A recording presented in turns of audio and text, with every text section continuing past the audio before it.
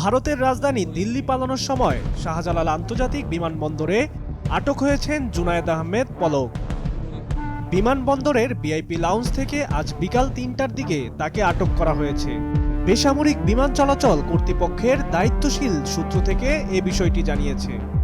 এখন পর্যন্ত জানা যাচ্ছে, শাহজালাল আন্তর্জাতিক বিমানবন্দরের ভিআইপি লাউঞ্জের অপেক্ষায় ছিলেন সাবেক তথ্য প্রযুক্তি প্রতিমন্ত্রী জুনায়েদ আহমেদ পলক। এর আগে গতকাল এই এমপির বাসায় ভাঙচুর করেছে বিক্ষুব্ধ জনতা।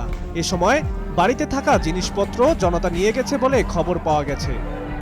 জানা গেছে, বৈষম্য বিরোধী ছাত্র আন্দোলনের এক দফা দাবিতে ছাত্র জনতার তোপের মুখে পড়ে প্রধানমন্ত্রী শেখ হাসিনার পদত্যাগ করে দেশ ছাড়ার খবর ছড়িয়ে পড়তেই সিংড়া বাস স্ট্যান্ড এলাকায় জড়ো হতে থাকে আন্দোলনকারীরা।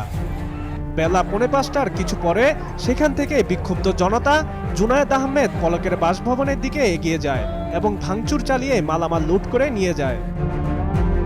উপজেলা আওয়ামী লীগের কার্যালয়েও ভাঙচুর করে শতাধিক বিক্ষুব্ধ জনতা। এছাড়াও সিংড়া পৌর মেয়র ও উপজেলা আওয়ামী লীগের সাধারণ সম্পাদকের বাড়ি ও কার্যালয় ভাঙচুর করার খবর পাওয়া যায়। শহরে পলকের ছবি সম্বলিত সাইনবোর্ডও ভাঙচুর করে শত শত বিক্ষুব্ধ জনতা।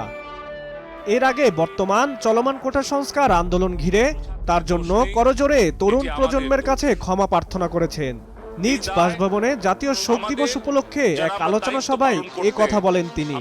আমার তরুণ প্রজন্মের কাছে যদি আমার কোনো ভুল ত্রুটি হয়ে থাকে, আমি করজোড়ে প্রকাশ্যে আমি ক্ষমা প্রার্থনা করছি।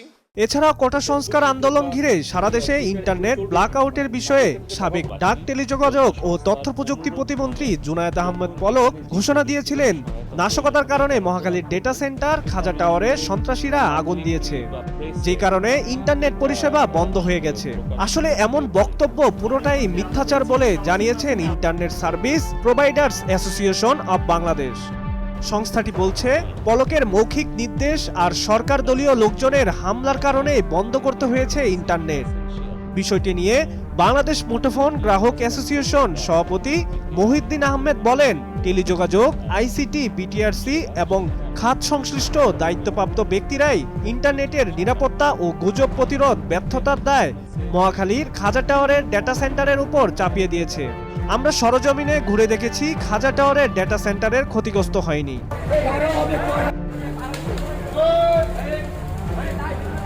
সাব্বির হাসান, মাছরাঙ্গা টেলিভিশন।